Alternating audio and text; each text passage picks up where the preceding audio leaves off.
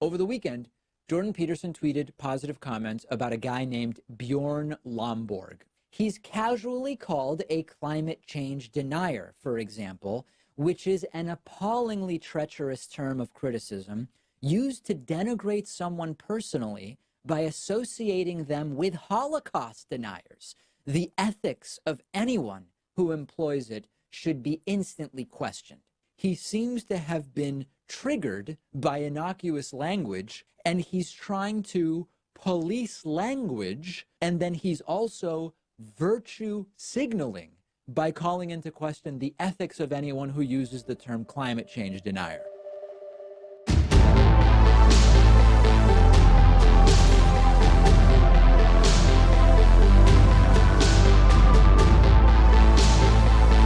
Hello everyone, I'm Hugo. I'm Jake, and I just read this out loud a bunch, and oh boy.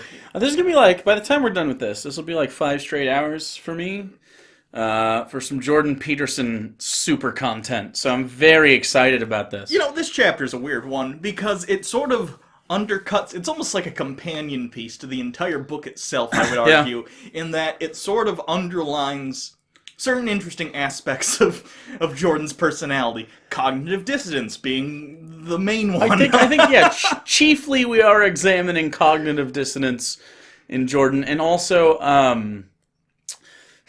kind of the way he views other people. We usually do. Yeah. In the chapters, he's, at one point or another, he generally at least once will shed some light on his that's a good way to put it. Interesting view of other people. So I guess I don't necessarily know what all of these are going to be called, but this first one's going to be this.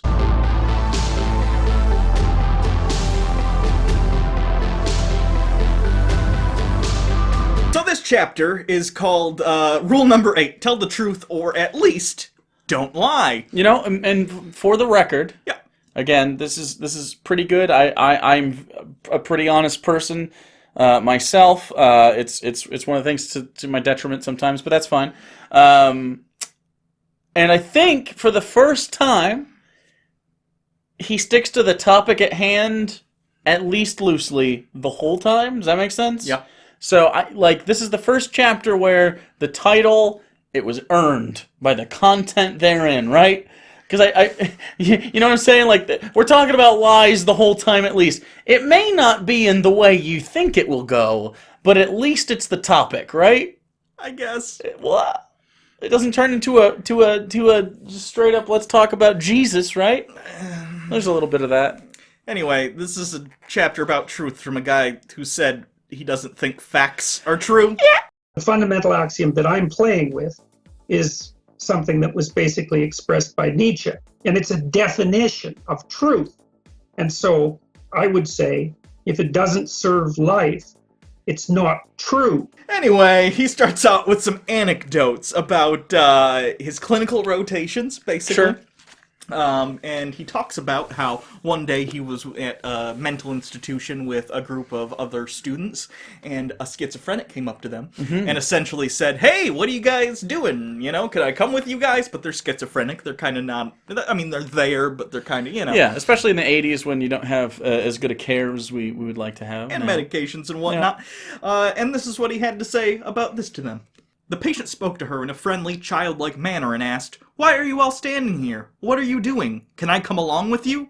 My classmate turned to me and asked uncertainly, "What should I say to her?" and was taken aback just as I was by this request coming from someone as so isolated and hurt. Neither of us wanted to say anything that might be construed as rejection or reprimand. We had temporarily entered a kind of no-man's land in which society offers no ground rules or guidance. We were new clinical students, unprepared to be confronted on the grounds of a mental hospital by a schizophrenic patient asking a naive, friendly question about the possibility of social belonging. The natural conversation, give and take between people attentive to contextual clues, was not happening here. What exactly were the rules in such a situation, far outside of the boundaries of normal social interaction? What exactly were the options? There were two, as far as I could quickly surmise. I could tell the patient a story designed to save everyone's face, or I could answer truthfully. We can only take 8 people in our group, would have fallen into the first category, as would have, we are just leaving the hospital now. Neither of those answers would have bruised any feelings, at least on the surface, and the presence of the status difference that divided us from her would have gone unremarked, but neither answer would have been exactly true, so I didn't offer either. I told the patient as simply and directly as I could that we were new students, training to be psychologists, and that she couldn't join us for that reason.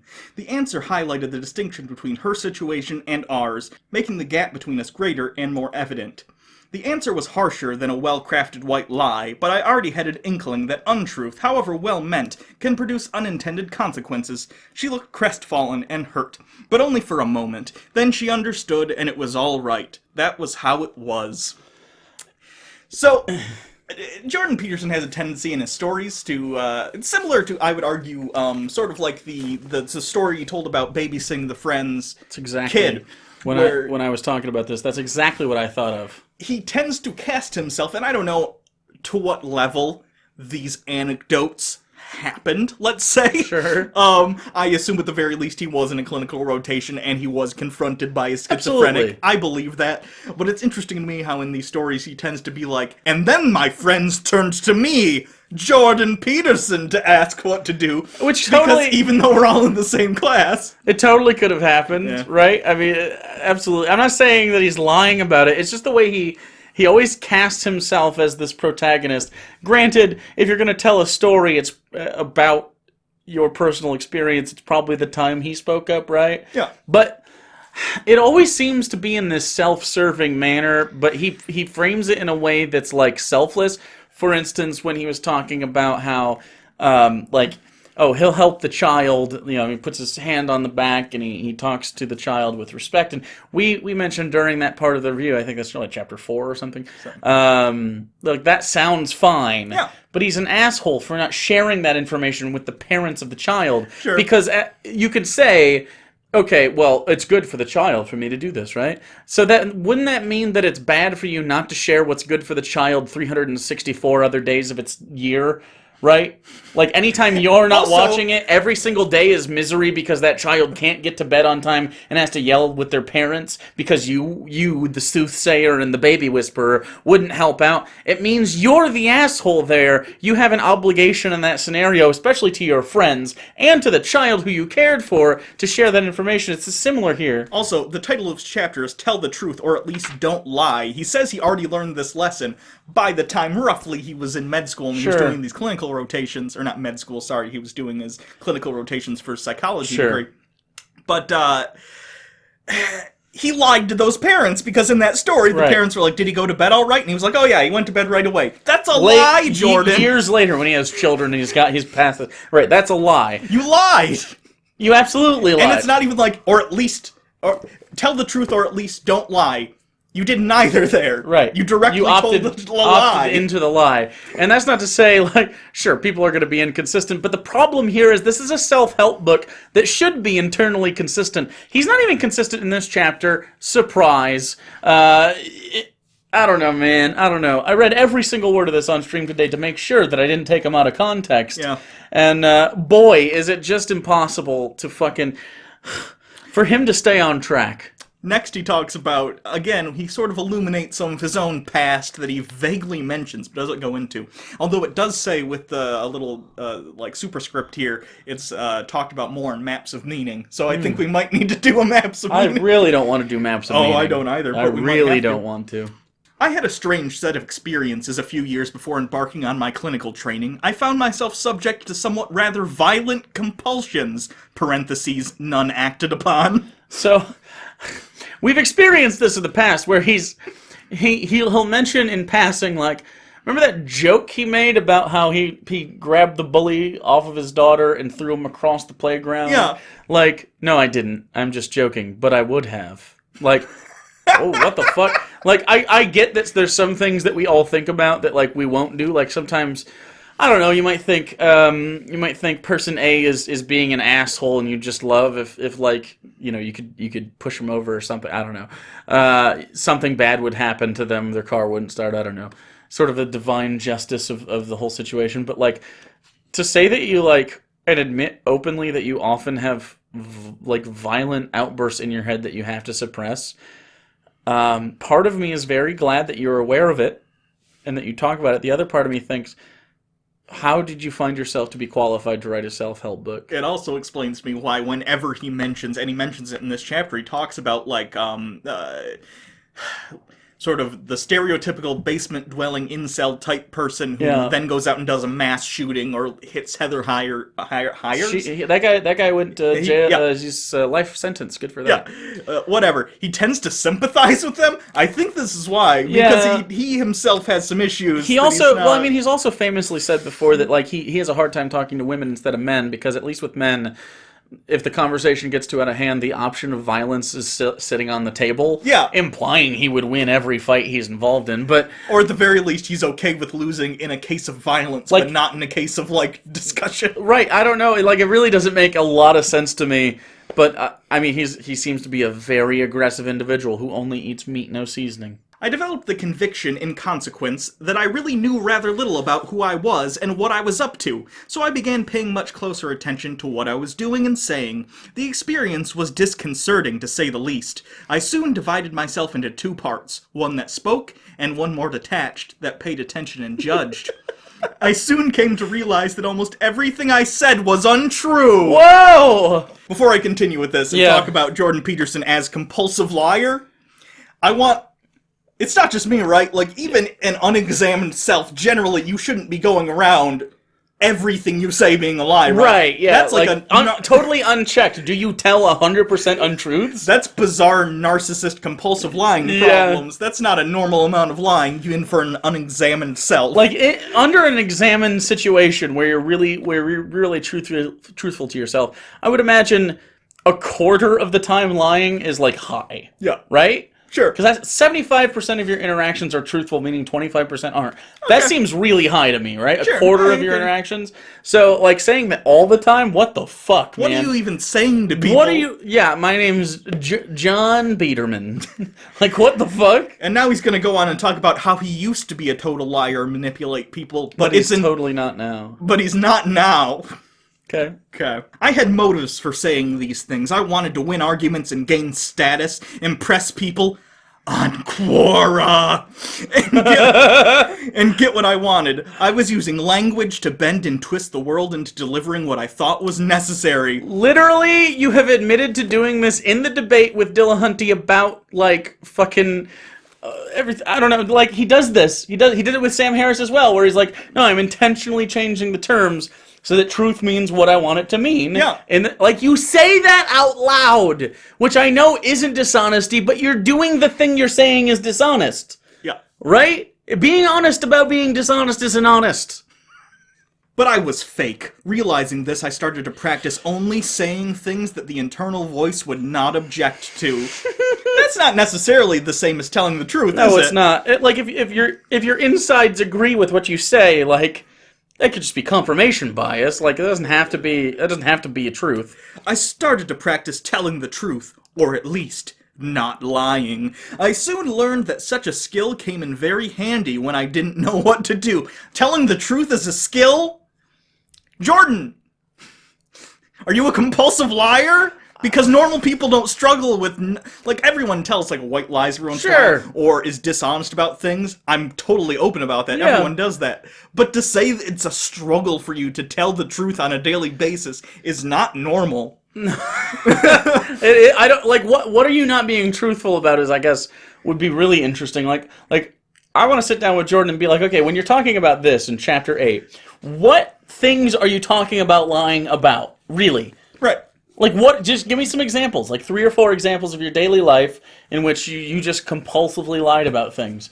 Like, did they have dating apps back then? He's like, yeah, it's 8 inches and thick. Like, I don't sound like Kermit the Frog at all. Trust me. Continue on, he talks a little bit about a patient he had. This is a patient who had violent fantasies. Oh, yeah. Yeah. Pretty extreme ones. And here's what Jordan has to say about that. He was obsessed with honor. It was more important to him than safety, freedom, or belonging. Following that logic, because paranoid people are impeccably logical. Okay, can we talk about that? Paranoid people are impeccably logical. I understand what he's trying to say. So here's the deal. What makes people paranoid, and when we call them paranoid, is that they find connection where there is none, right? I would use the term paranoid people are overly analytical to a fault. Right, and I would say that just because... Okay, say you have premise A and premise B, and they're both false, but it logically follows that they would succeed one another, right? Colloquially, I would not call that logical. I agree. I think... Oh, we have a bug.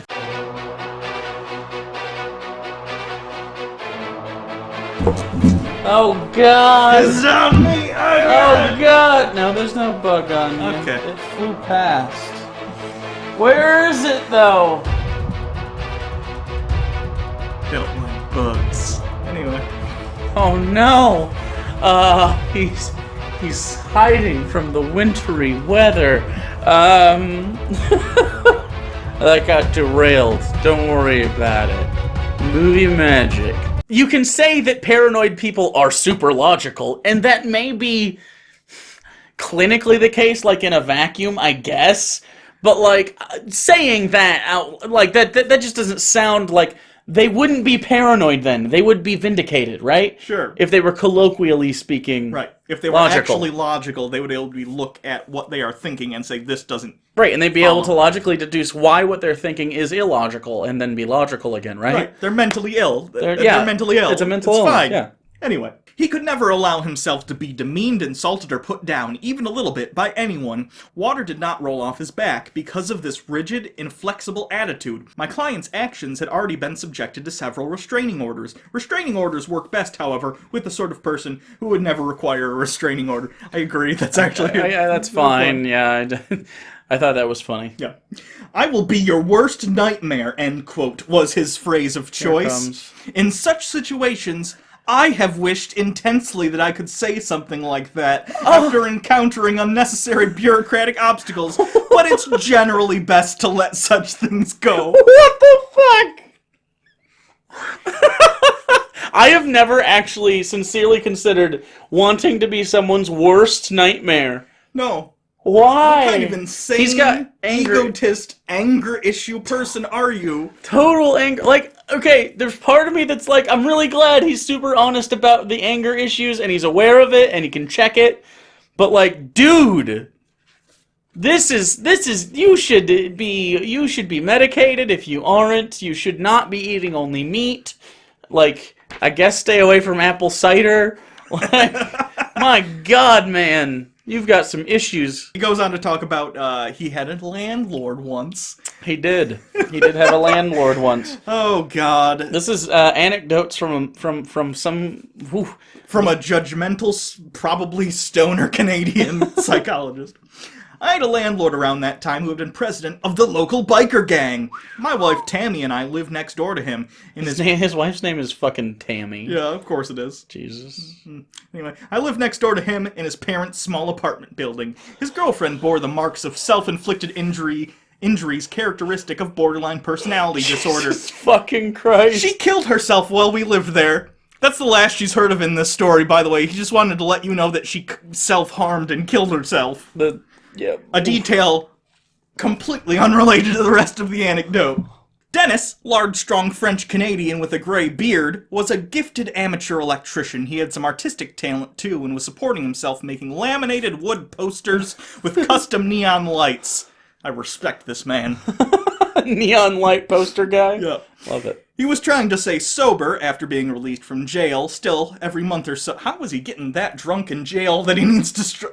I'd assume jail would be a pretty good detox. I mean, toilet wine seems like more of like a luxury than a... That's more of a prison than a jail thing, right? Okay, fair You enough. have a lot of time in jail. Right. You're right. A lot of turnover in jails. He probably got a DUI and then was like, I need to stop. But he didn't. Yeah. But yeah. Who would do that? Who would get multiple DUIs and then not stop drinking? That's for one person in the audience. I'm an asshole. Fuck them. Who cares? Whatever. Who gives Anyway. a shit. Dennis had a little dog. Sometimes Tammy and I would hear Dennis and the dog out in the backyard at 4 in the morning during one of Dennis's marathon drinking sessions. Both of them howling madly at the moon. What's going on in Canada that your drunks are outside? Woo! Howling at the moon. Every time? I don't know. Canadian beer, stronger than American beer, in fairness. That true? It is true. It's like Molson, like 8%? I think it's standard American beer is 5%, standard Canadian beer is 8%. Well, Whereas you can get 8% I American drink beer. pretentious craft beer, so Yeah, it's I between know. the 8 and 11, Yeah. so...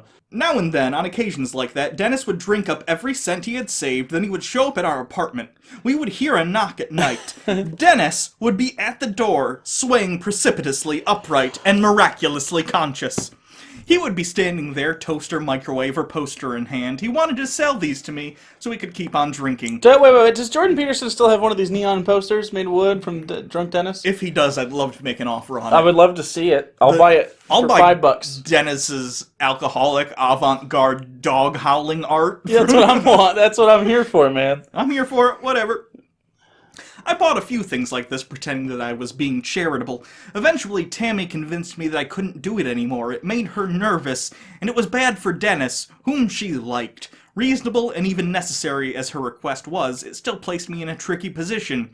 What do you say to a severely intoxicated, violent-prone ex-biker gang president with patchy English when he tries to sell his microwave to you at your open door at 2 in the morning? We've all asked that question. We've all been there. I'm glad you took time out of your 12 steps to tell us what to do in this You know, this would be a really great story if he wasn't proselytizing his own semi-divinity with it. That's the thing about Jordan I Peterson. know! Some of his stories and some of his prose... Like, this is an entertaining story. His prose, well overwritten, can be funny in situations like this because he's overwriting a situation that normally wouldn't be. It's a drunk showing up at your door. It's funny Right. when he writes it to this level. When he waxes poetic about the drunk Canadian guy...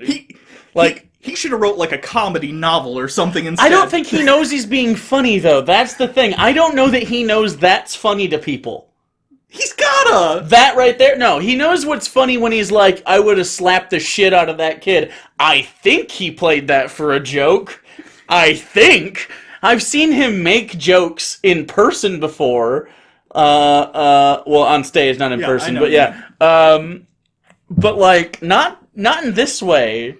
Like, this specifically is just... Because he does this with other shit, too, when it's bad. He does it with everything, you're right. Everything is the most something, so nothing is the most anything. Yeah. It's a problem. I think Jordan is the best at writing self-help books, believe me. you are... Seriously, if he gets another 4 years, you are going to be just... This is perfect. This is going to be perfect. I mean, of course, there's going to be a stroke at some point, and it's going to have to get real droopy. But your impression is getting so good, I almost hope he doesn't get impeached.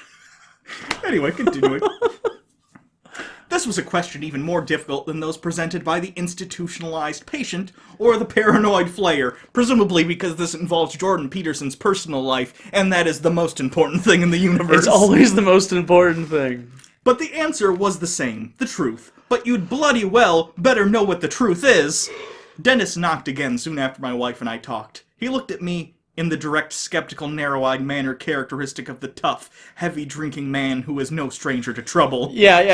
Okay. This is what I'm talking about. That's great. So, if he was not being dead serious, it's great. It's like Breenian in that way, where it's a little bit. where it's like he puts emphasis on the wrong syllables, like it's it's fucking weird. It's who's ever looked a drunk in the eyes and thought they are screening me for my truthfulness right now? You know what I mean? Like, this is not how people think. I read that in his internal monologue, and then I see just a jump cut of a stationary camera to the drunk, just like right. And then he's supposed to think in his head, like kind of like how Samurai Jack always narrates everything. Yeah, okay. He's making sure I'm telling the truth. I must tell the truth in this moment. He's the world's greatest detective while inebriated beyond comprehension. Yeah. Jesus Christ, Jordan. That's why I think he's autistic, and not in a pejorative way. I just think he genuinely does not understand. Like, when he sees a face, he can't read it very well. He can't read social situations he does it so uniquely and not in a good way. I don't know, man. Weaving slightly back and forth, he asked politely if I might be interested in purchasing his toaster. I rid myself to the bottom of my soul of I'm sorry. Jesus Christ. I rid myself to the bottom of my soul of primate dominance, motivations, and moral superiority. Did you rid yourself of moral superiority if, like, 20 years after the fact in a book you write about how you had to push down your primate dominance of it, and your more... I had to use all my heroism to push down my primate dominance hierarchy. I honestly, when I read this, I stopped and I had to reread it to make sure I understood what he was talking about, and I did. Jordan struggled to not like try to dominate this person in a hierarchical way to feel like the top lobster in the situation. Who, by the way, Jordan already mentioned he was scared of because he's a tough guy biker. So, but Jordan's like, he was tough and he was a biker, but I almost got my dominance all over him. Because he was drunk. I joked. Oh my god. You ever just read this? Yes. And then you picture maybe, like, ContraPoints reading this and you go like... I get it. You feel a connect, like, you ever look at the moon and you're like, I wonder how many people are looking at that same moon. Yeah. Sometimes I'll read a sentence in this book so stupid, it connects me to all of the other people in the world who read that sentence and went, right. What the fuck? What? Yeah, like, I sit here and I read that, and at the same time, Harris, H-Bomber guy, goes, huh? And I also go, huh? And we connect for that moment. Love you, Harris. Anyway. Call me. That sounded like I was hitting on Harris. Not what it tried. Okay, maybe I am. I told him as directly and carefully as I could that I would not. I was not playing tricks. In that moment, I wasn't an educated, anglophone, fortunate, upwardly mobile young man. But I was. Just so you know, I was that. I don't want to brag. He wasn't an ex-con. Oh God, is that Quebecois? Quebecois? Okay. He wasn't an ex-con Quebecois biker with a blood alcohol level of 0.24. Did you check his blood? Do you have a breathalyzer? He has to wax poetic. That was his estimate. It's like when Rain Man gets matches thrown on the floor, he counts them like that. Jordan can spot how drunk you are from 50 meters away. It's meters because he's Canadian. Yeah, I get it. Anyway. Thank you. No, we were two men of goodwill trying to help each other out in our common struggle to do the right thing. Him getting drunk is doing the right Selling thing. his toast. Selling his toast. Just trying to get by. I mean, I get that alcoholism is like a struggle and a thing you need to like deal with, and this is a very sad story otherwise outside of his like weird prose, but... He's selling a toaster at 2 in the morning. It's funny. You don't have to pretend he's like being noble, it's fine. Yeah. Or maybe he's like, he isn't sucking dick for no, that's more a blow thing, a meth thing, not an alcohol thing. Do you think people suck dick for beer? Probably. No, beer's cheap enough where you can like... You don't have to suck it, maybe the handy. I think alcoholism is rampant enough that if you stood outside like a Someone would help you 7-Eleven out. long enough and you're like, man, I just need a beer, they'd be like, fuck it. Yeah. You know how I know that? Because my dad, who is the biggest asshole in the fucking universe, hates everyone who's not Has him, given basically. an alcoholic a beer outside of a 7-Eleven? Not a 7-Eleven, but like, it was a baseball game or something. There was a guy begging for change. I've never seen this guy give money to anyone in their life when he wasn't also receiving something in return. He was like, I had a beer, you can have one too. My dad's empathy kicks in when alcoholism is related. Apparently. I'll be back. Okay. I'll be right back. Just hold on 1 second. A few moments later.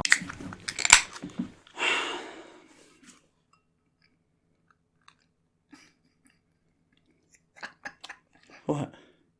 Sometimes you just need a beer, dude.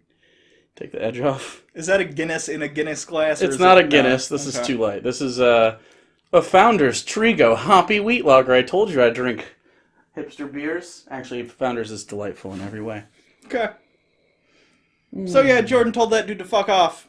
And I guess his girlfriend killed himself later, but that's Herself. not... Again. Yeah, that's what I'm saying.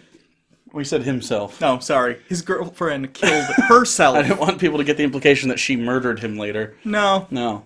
That happened, though. That's a good beer. Smells very beery. I'll move it over here for you. Anyway, the next part is called Manipulate the World! Fuck. I'm not making it up, look. It says that. It says It right there. Manipulate the world. Yeah, there it Okay. is. You can use words to manipulate the world into delivering what you want. This is what it means to, quote, act politically. This is spin. I've never heard the phrase Act politically. used this Maybe way. politically... No, not politically correct. No. I don't actually know. I don't know. It's the specialty of unscrupulous marketers, salesmen, advertisers, pickup artists, slogan-obsessed utopians, and psychopaths. Wait. He slipped utopians in there. Yes, slogan-obsessed utopians Like is next what? to psychopaths. Does he think like yes we can Obama slogan obsessed utopians? Based on what he or- talks about later, pretty much any progressive movement at all, Right. he Although he considers considers- communism. He considers communism progressive though. Does he? That seems weird to me. I mean, technically, if you want to put it on, like, the political map, it definitely is left-leaning. I totally get Sure, it. It's but on the left extreme side. I would say it's left authoritarian, at least in practice so far. Sure. I don't think inherently communism, the economic model, is authoritarian. Practically speaking, it has been It has carried been. out in Absolutely. such a way. No, yeah, I totally agree, and I'm not even a communist, but like, I don't know, it's the way he slips these anti-left things. Yeah. In there, like, and granted, he's saying like pickup artists and what up marketers and stuff. Does he say anything about no right leaning things? Nope. No Fox News pundits, that's for sure. He's talking about spin and didn't mention Fox News. Amazing. It's the no-spin zone, Jake. Fuck, you're right. My bad. They said it, so it's true. It's the speech people engage in when they attempt to influence and manipulate others. It's what university students do when they write an essay to please the professor. Instead of articulating and clarifying their own ideas, it's what everyone does when they want something, and decide to falsify themselves to please and flatter. It's scheming and sloganeering and propaganda. This is interesting to me because he sort of, under an entire umbrella, implies that... I wish he would have clarified a little bit more, because he tends to clarify stuff like this. Sure. He almost frames any attempt to persuade as dishonest, and it's not necessarily... You can make persuading debate arguments. I mean, you've been in debates, Jordan, you know, where you can talk to people and be honest about your opinions and try and change other people's views without it being like a manipulation intentionally. Yeah, I think inherently changing someone's mind could fall under his definition of what manipulation is. So maybe, but like manipulation, in my opinion, has to do with the motivation behind it. Yeah. Whereas, like it's a means to an end. Yeah. And not necessarily just changing someone's mind. But so I mean, I don't know about this. I have seen people define their utopia and then bend their lives into knots trying to make it a reality. A left-leaning student, not a right-leaning one, a left-leaning one, adopts a trendy anti-authority stance and spends the next 20 years working resentfully to topple the windmills of his imagination. Windmills, an allusion to Don Quixote, a story in which the main character is an idiot who thinks he's fighting a giant when he's really fighting a windmill. Anyway. So he's saying, anyone who's progressive in their opinions, you are as stupid as someone who thinks a windmill is a giant. I thought it was a dragon. Is it a It dragon? might. It's been a while since Sure. that was high I don't know. school. Could Don be. Quixote. But as far as the was it anti-authoritarian? Is that what it says? Yes. So is it like an anarcho-socialism or something? Anti-authority stance. He just says, I think in his head, I know in his head, when Okay. he thinks of a leftist, he thinks of like Like probably what Sargon would call like an SJW. oh yeah, okay. Anyway, so Like are you thinking like an Occupy slacktivist type? I think that's what he's picturing. Okay. Whereas he pictures right-wing activists So- as freedom fighters. So someone like Ocasio-Cortez, right? Okay. Who wore holes in her shoes campaigning in a grassroots movement Yep. and won a House seat. What about that? No, she's a woman. What happened the other day that she was getting... Oh, people were shitting on her and saying it was like a fluke, but then she said, like, Paul Ryan was elected at my same age, and, you know, Yeah, no. I don't know. double standard. Yeah, I mean, it's definitely because she's a woman and left-leaning. If Tommy Lahren got voted into Congress, I think they'd be celebrating her young whippersnappery, savvy, right? Yeah, they're fine with young blondes that they want to fuck. That's the only They're okay with... Wait, are you telling me they don't want to fuck Alexandria Ocasio-Cortez because, I mean... No, she has, like, opinions and thoughts on things. Oh, okay, so the fuckability goes out the window. Yeah. Because they still take pictures of her ass all the time. It's pretty disgusting. This country, fuck. Anyway, this kind of oversimplification and falsification is particularly typical of ideologues. They adopt a simple axiom: government is bad, immigration is bad, capitalism is bad, patriarchy is bad. Then they filter and screen their experiences and insist ever more narrowly that everything can be explained by that axiom. They believe narcissistically, underneath all that bad theory, that the world could be put right if only they held the controls. There's a lot of this to unpack, but... I just want to, real quick, right next to it, a page later he says this. A vision of the future, the desirable future, is necessary. Such a vision links action taken now with important long-term foundational values. It lends actions in the present significance and importance. Arbitrarily, he's saying, Yeah. you are an ideologue if you think, if the world was only the way I thought it should be, it would be perfect. For one thing, that's a straw man argument. I don't think most people believe that. Right. The vast majority. I also don't think people are striving for perfection. They're striving for... good. Sure. See, when it's left-leaning ideas, in fairness, he does pay lip service to immigration there, so I'm not saying he's only talking about that, at least in this case, though everything else on the list was a left-leaning thing. He tends to paint them in a negative light, whereas a right-leaning ideology that he thinks might be better for the future, for instance, when he goes on Joe Rogan or Rubin Report or whatever, and he talks about what he thinks are postmodern leftists, Jordan Peterson almost certainly has an idea of the world in his head and how he thinks it could best function. I'm not Absolutely. saying he thinks it would be perfect, but everyone kind of has an idea. Because What's this book if not that? Right. We all have some sort of map or compass, maybe a map of meaning, for instance, when we try and decide, how do we prioritize our actions. We have some sort of picture in our head, a model of the world as we wish it to be.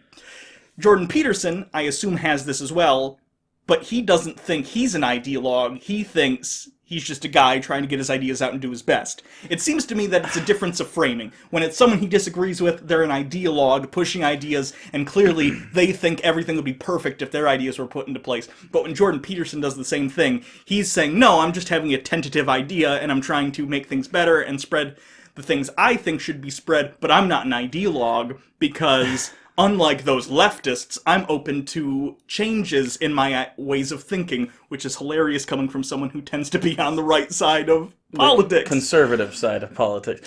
I've not met a liberal person personally, I know they exist, who was like, no, I have this opinion, I'm not going to change that it. definitely happened. I think a TERF is a good example of that. Sure.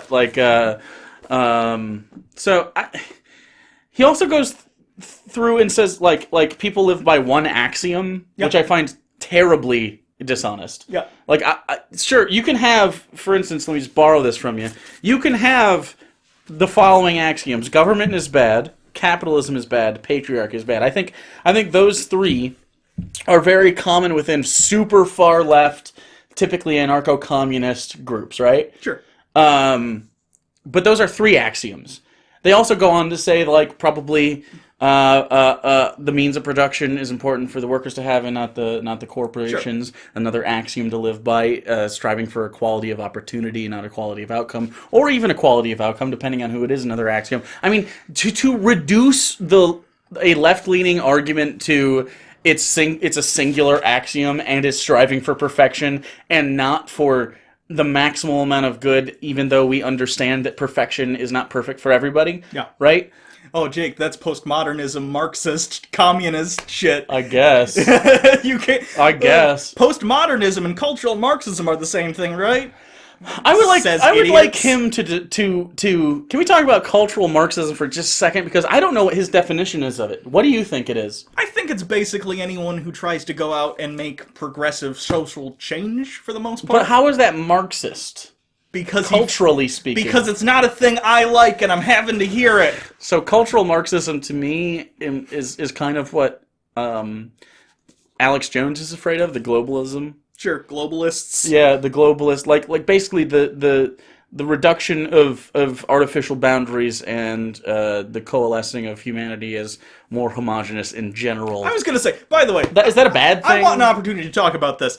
Do you think, thousands of years ago, there were crazy, insane people talking about the countryists trying to get our city-states together under one federal system. Maybe? Like, I don't know, actually. Human history is a series of, kind of coming under the same umbrella from, little it's tribalism. families, villages, cities, Sure. city-states, states, countries, NATO-type organizations. It continues to expand our in-group. What I think is tribalism for humanity. Like, once you introduce, and I don't know that this is going to happen, but if you introduce aliens into the thing, that would help. I think human tribalism would overtake the world, and we'd be like Starship Troopers fascism. Yeah, because then we'd be really, really racist against the Right, aliens. exactly. That's what I mean. Like, it's not necessarily racism, but yeah, I agree. Bigoted against the aliens. Yeah, I don't know what it would be called. Xenophobic. Literally xenophobic. Yeah. Okay. There we go. So yeah, I don't know. I just think it's funny when you talk to someone, they say the word cultural Marxist. I don't know if they actually know if that means anything, because the two words themselves seem to mean globalization. It's a buzzword. Different people mean different things by it. It's like when people use the phrase virtue signaling. Oh yeah. Anyway. Like saying rape is bad. Oh, how brave. No, I think we could still say that without saying, pedestalizing ourselves and thinking that we're great for saying that. There's a guy in the Supreme Court who maybe needs that message. Woof. So, anyway. Oh, you're just moralizing. Let him sit down at the marketplace of ideas. His idea is like, no, maybe means yes. So now we get to the part of the chapter where he talks about Hitler and Stalin again. Because of course he does.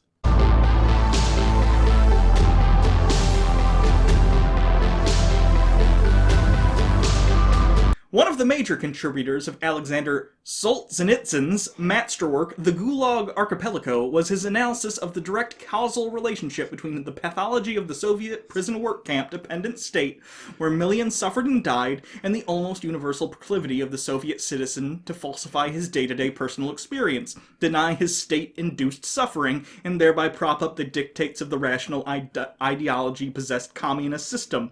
It was this bad faith, this denial, that had Solzhenitsyn's opinion aided and abetted the great paranoid mass murderer Joseph Stalin in his crimes. Solzhenitsyn wrote the truth, his truth, hard-learned through his own experiences in the camps, exposing the lies of the Soviet state. No educated person dared defend the ideology again after Solzhenitsyn published The Gulag Archipelago. No one would ever say again what Stalin did. That was not true communism. See, that's a lie too. People defend communism all the time. People definitely, I mean, there's tankies all over the place that defend literally Stalinist communism, which obviously I disagree with, but...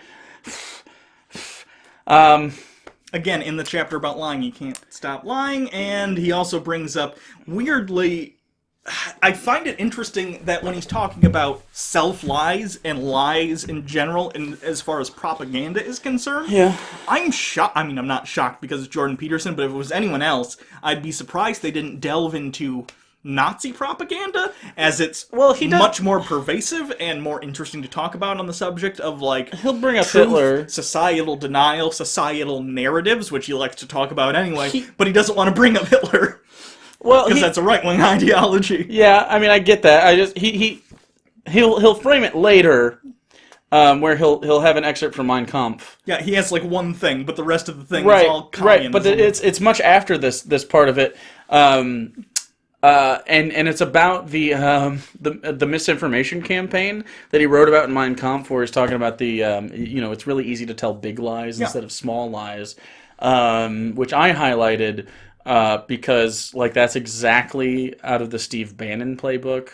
You can tell really big lies because no one will believe you're that bold to tell that big a lie. I mean, that's been in. I mean, absolutely. It's a political strategy that, for instance, I know, and I don't want to talk about Russia right now, but Vladimir Putin has used it in Russia very successfully. He's used a lot of disinformation campaigns. It's why people call Donald Trump fascist, because it's very fashy to do the Mein Kampf stuff. Yeah, you know what I mean? Like outright lie to the citizenry about what's happening in the country. When he started, people were like, he's a fascist, and I'm like.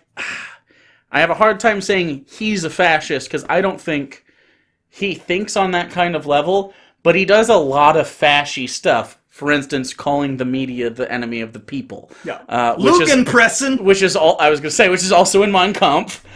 So yeah, I mean, I think he does a lot of fashy things, right? Lugenpressen was what Hitler called the press. It means the lying press.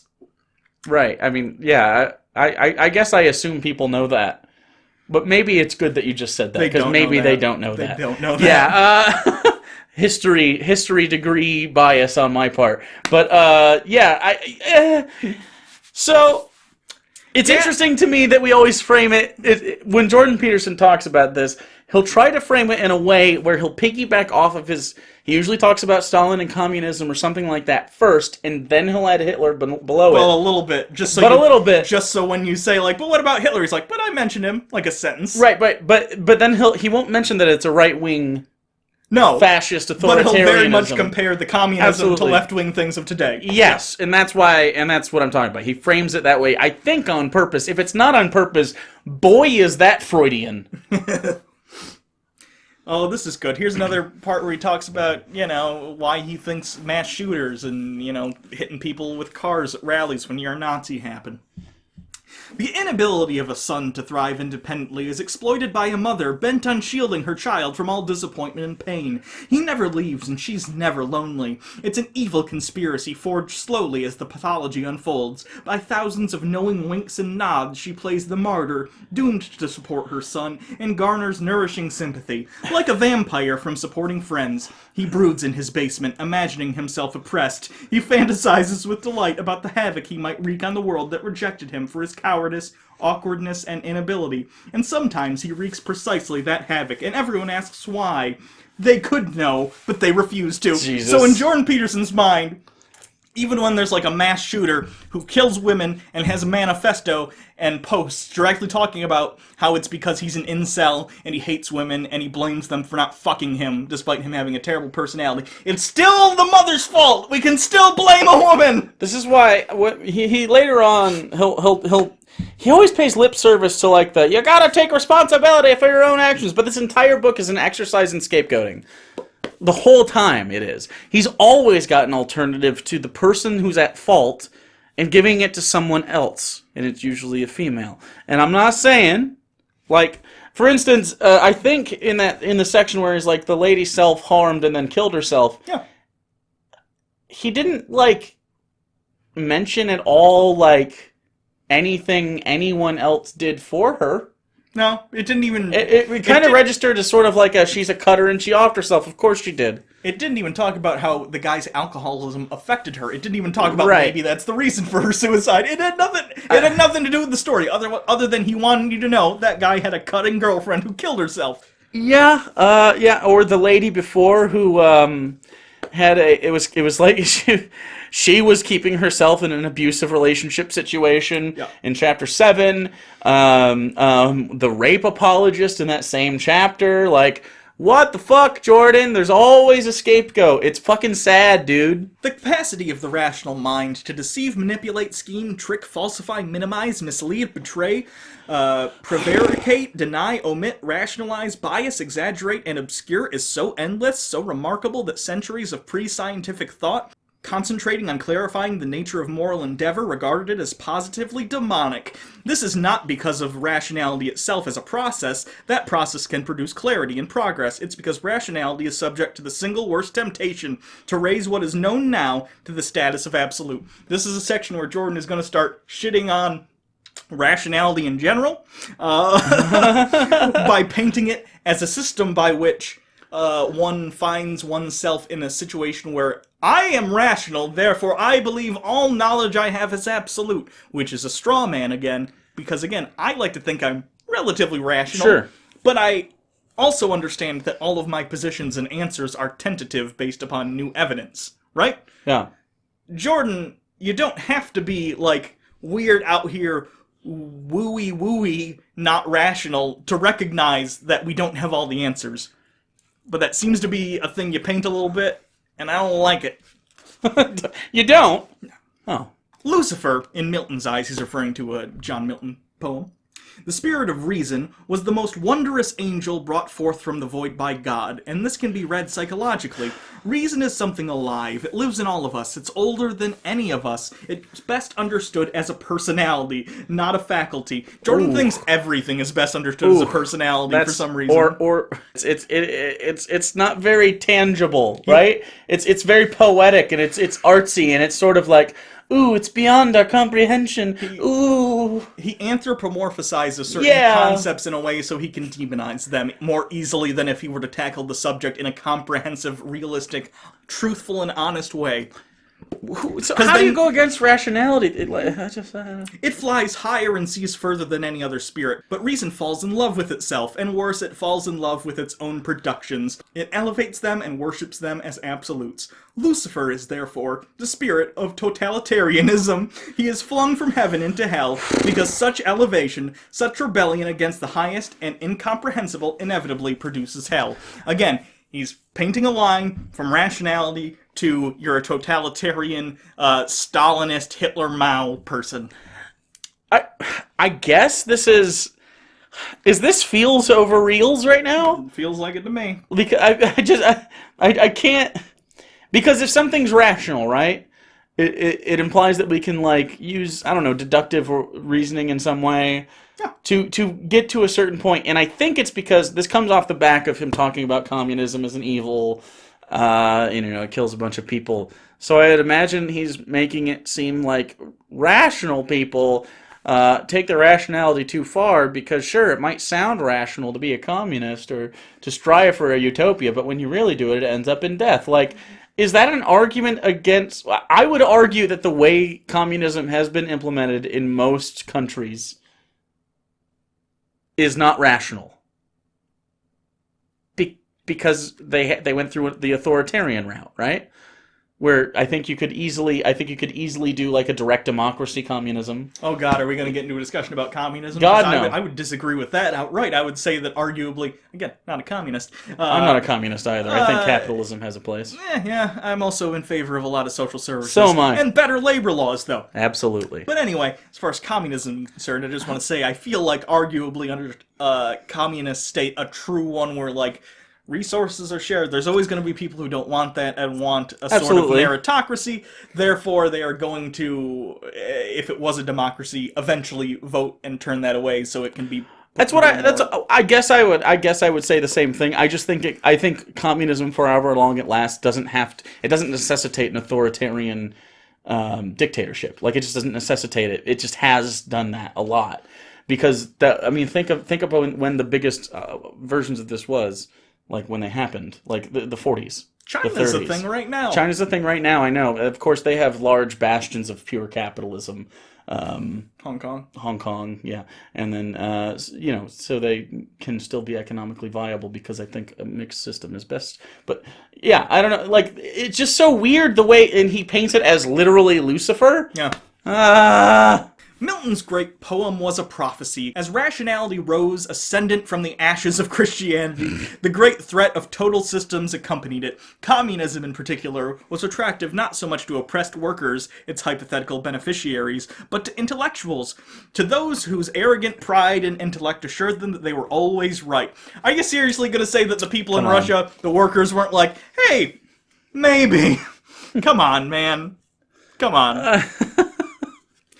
Communism wasn't really popular in Russia, it was those damn intellectuals. Again, Jordan, why are you demonizing intellectuals? Is it because it's a talking point of the right in the Western world? Weird!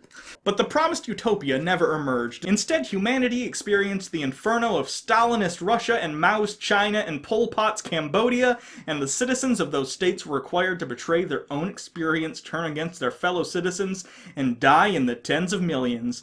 Also, not going to mention Hitler there, because Nazism, not one of those ideologies, I guess. You know what, though? Thank goodness Jordan doesn't always end up referring to Hitler. Yeah. It's,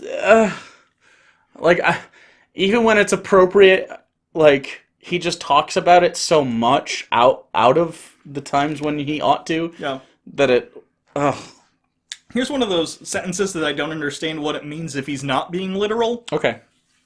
Milton believed that stubborn refusal to change in the face of error not only meant ejection from heaven and the subsequent degeneration into an ever-deepening hell, but the rejection of redemption itself. Satan knows full well that even if he was willing to seek reconciliation, and God willing to grant it, he would only rebel again, because he will not change. Perhaps it is prideful stubbornness that constitutes the mysteries of unforgivable sin against the Holy Ghost. What does that mean if you're not a Christian and you're not... I read that, and I honestly don't know. I mean, is he only talking from Milton's perspective in that scenario? Because if that's the case, maybe you could make the argument, but he goes on to extrapolate these things, and he'll talk in his own voice, literally speaking. Okay, quick question, are you a Christian? I suppose the most straightforward answer to that is yes, although I think it's let's leave it at yes.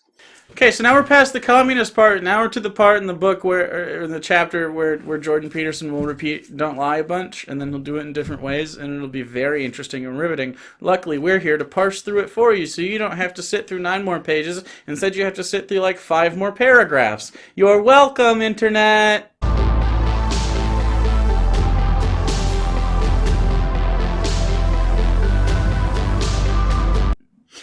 What happens if instead we decide to stop lying? What does this even mean? We are limited in our knowledge, after all. We must make decisions here and now, even though the best means and best goals can never be discerned with certainty. An aim and ambition provides the structure necessary for action. An aim provides a destination, a point of contrast against the present, and a framework within which all things can be evaluated. I assume in his own head he thought after that, unless you're a leftist. Again, we all need goals. I agree with you, Jordan, but it's weird that you disregard those goals when they tend to be left-leaning. Well, I don't know if you have this marked down. I don't actually know what part of the book this is. Yeah. He says at one point that it's ridiculous for an 18-year-old girl to make the goal that she wants to retire by 52. Sure. Yep. Right? In what way is that ridiculous? He says that, like, how can you even know what you're going to be like at 52? How can you know what goals to set if you don't know the person you're going to be when you meet those goals, right? You have to make predictions, even tentative ones. So, like, so the idea here is it's something as simple as wanting to retire at 52. I say simple as far as conceptual, not actually practice. Wouldn't that just mean she's going to work her ass off from, like, now to 52 to try to save up enough money to where she thinks she has livable means for the rest of her life, right? Yes. Is that not fine, especially virtuous in a capitalistic society, especially one that he touts as primarily better and probably more virtuous than a communist society in which that wouldn't apply, right? So wouldn't you think that the 18-year-old trying to retire by 52 is a good person and not one that needs besmirching? Oh, God. I actually don't understand his argument here. Here's the thing, in that argument, it's a woman he's talking about. I know he's doing that. I don't want to say this, because people are going to say we're just... No, read the fucking book, I'm telling you. It's between the goddamn lines. I think in his head he's thinking, well, she might decide she wants to be a homemaker. Don't go to college and waste all that money if you're just going to have a kid. He doesn't say that, so I'm not going to... I'm not going to say he says that. I'm going to say I think that's what he's implying. Okay. That's not what he's saying. I get that because of his strong arguments for... I mean, he literally says, going on through this chapter, and again, I don't know if you've highlighted it, but he says one of the main goals you should have is to have a family. Yeah. And if you're a woman, that'd be to be a wife and to be a baby maker. So yeah, I mean, I guess, fuck, man. I don't know how he reconciles this kind of shit. I would really like... See, someone said recently, you should debate Jordan Peterson. First of all, he charges $150 an hour. Are you fucking kidding me? Not happening. I think they're American dollars too, not Canadian, which would be better, but still, too much. Too much. Second of all, some people say, like, you can't even hang with him in a conversation. I have no problem hanging with him in a conversation. Like, I would just be, as long as I can stop him when he's talking to discuss points, like, that's the type of discussion as long as it's a conversation. Where it's a conversation and not a debate where he sits for 15 minutes and just talks. If it was a conversation with Jordan Peterson, I'd love to ask him what the fuck he means about that kind of thing. Because he's not hard to follow, right? He's really not. He doesn't say a lot of things. He says a lot of words, but the concepts aren't very broad. No, he's very vague, generally. Yeah, that's what he gestures in the direction of ideas and points. It's like, Right, and he'll say, like, you have to set goals for yourself. But don't set goals if you're young.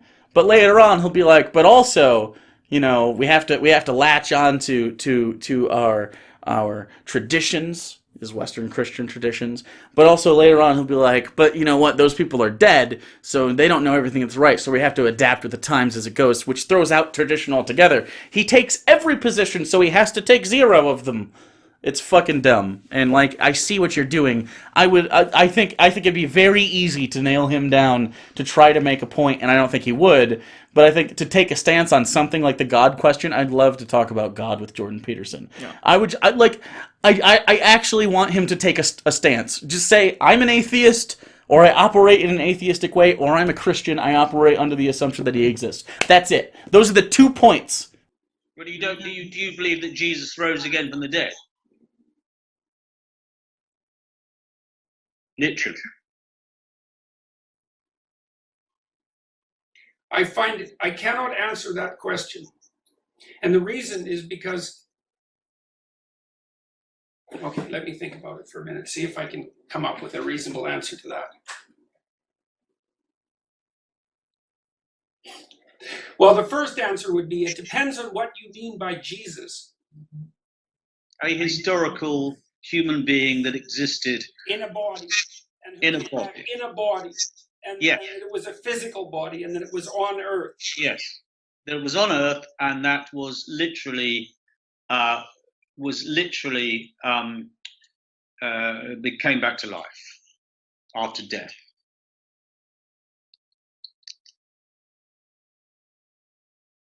I would say that at the moment I'm agnostic about that issue, which is a lot different than saying I don't believe that it happened. I think at the very least Jordan Peterson believes that believing in Christianity is beneficial. I agree that's what he believes. Yeah. So here it is. Some reliance on our tradition can help us establish our aims. It is reasonable to do what other people have always done, unless we have a very good reason not to. See how he backs off of that after a second? He backs off of it. But later on, he's literally going to say, but don't bank on tradition whatsoever because times change. Which is my argument for gun control, by the way. I just want you to know that Jordan Peterson agrees with me there. Also, he's from Canada, so...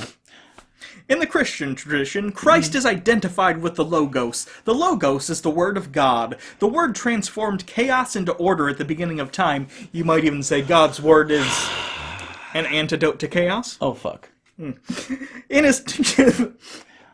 In his human form, Christ sacrificed himself voluntarily to the truth, to the good, to God. In consequence, he died and was reborn. The Word that produced order from chaos sacrifices everything, even itself, to God. The single sentence, wise beyond comprehension, sums up Christianity. Every bit of learning is a little death. Every bit of new information challenges a previous conception. A little death. Yeah. Sneezes and orgasms are also that. Yep. Forcing it to dissolve into chaos before it can be reborn as something better. So again, just talking about Christianity. Christianity being a prime motivating factor in the way we should live our lives, of course. Yeah. Oh, look, he's back on totalitarianism. A totalitarian never asks, what if my current ambition is an error? He treats it, instead, as the absolute. Is that actually true? Like, in practice, someone who's a totalitarian, say Hitler, did he never once question himself? Because I'm pretty sure we have diaries of co-conspirators and the inner group that say that there was questions all the time from the entire group. Probably after he started the amphetamines, the questions dropped off a little bit, You at least think on so? his side. Well, questions probably raised precipitously on the other side, but yeah. I mean, he was even reluctant to start the thing even after he wrote Mein Kampf and shit. Like, he was reluctant to be the head of the Nazi party. I don't know, like I don't think totalitarianism necessitates, like, absolute knowledge and never questioning anything, no skepticism whatsoever. Yeah. It's a bad thing, but, like, this is such... He can't even not strawman simple stuff. It becomes God for all intents and purposes. It constitutes his highest value. It regulates his emotions and motivational statuses and determines his thoughts. All people serve their ambition. In that matter, there are no atheists. There are only people who know and don't know what God they serve. So again, if you're an atheist to defend Jordan Peterson, he doesn't think you exist. Matt Dillahunty had an interesting point in a video that I wanted to point out. Was this in the debate or the debate? I believe it was the after video from the video. debate. Okay. Or it might even been about a thing later and he just mentioned this about Sure. Jordan Peterson. Jordan Peterson talks about religious people and religion like he's never met an actual religious person. Yeah. It's like he thinks about religion as an academic exercise and refuses to believe that anyone out there, if asked, do you believe Jesus literally rose from the dead? It's like he doesn't know that there are people out there who are like, yes, I literally believe the Bible is real. Jordan was asked that question and he refused to answer it. It's like He walked around the answer. so he tries to elevate things and talk about things in this like lofty headspace of like, well, if you really think about it, man, everything's a religion. Is that Elon? No, I didn't commit securities fraud there, so no. He has no respect for the SEC. He said that twice. He did say that. I do not Goddamn. respect them. Everything's a religion, man. Basically, Jordan Peterson has defined belief in something as religion. Okay. He's watered down the definition of religion to the point it has no meaningful use. You're right. Okay. Atheists, we hear this a lot from Christian apologists. Like atheists, science is our religion, right? Sure. That implies sort of this immutable perfection of the information we're given like every day, but the opposite of that is true of science, where it like constantly is checking itself, and we don't fucking suck its dick in the way that people it doesn't doesn't take faith. That's the problem. That's the point. It's interesting because he argues like a Christian Right. who can't understand that scientific knowledge and conclusions are tentative until new evidence comes forward to contradict that. But then he spends time talking about that, so clearly he knows, but he just chooses not to argue. It in implies that way. people that always know that when they jump up in the air, they're going to come back down, are religious about gravity, right? Like, just because there's constants that we can count on doesn't make them a religious belief. Yeah. And that's so interesting to me that this commonly comes up. And it's more interesting to me that Jordan Peterson, someone who's supposed to be very smart, would bring this up. It's a very lowbrow, not very thoughtful claim. Everyone needs a concrete, specific goal, an ambition, and a purpose to limit chaos and make intelligible sense of his or her life. Okay, stop it right there. Okay, I'm good. And then we close the book, and we never open it again. That's not even most of the way through the paragraph. I know, it's not. We just set it down, and we don't talk about it like, have goals, it's good for you. But all such concrete goals can and should be subordinate to what might be considered a meta-goal. Which definitely isn't Christianity, by the way. Which is a way of approaching and formulating goals themselves. The meta-goal could be, quote, live in truth. This means, quote, act diligently towards some well-articulated, defined, and temporary end. I like that even in his example, it's not an example, it's a definition of what the example would be if he gave an example. Here is an example, a specific goal, except I'm not gonna... whatever. Yeah. Make your criteria for failure and success timely and clear, at least for yourself, and even better if you can understand what you are doing and evaluate it with you. While doing so, however, allow the world and your spirit to unfold as they will, while you act out and articulate the truth. This is both pragmatic ambition and the most courageous of faiths. Do stuff! Have goals! It's courageous faith, though. It's courageous faith to have goals. I guess. Not a Christian. So if you're really looking forward to like a marathon or something, you're into fitness, right? Yeah. That's your faith now. Truth will not come in the guise of opinion shared by others, as the truth is neither a collection of slogans nor an ideology. It will instead be personal. Your truth is something that only you can tell, based as it is on the unique circumstances of your life.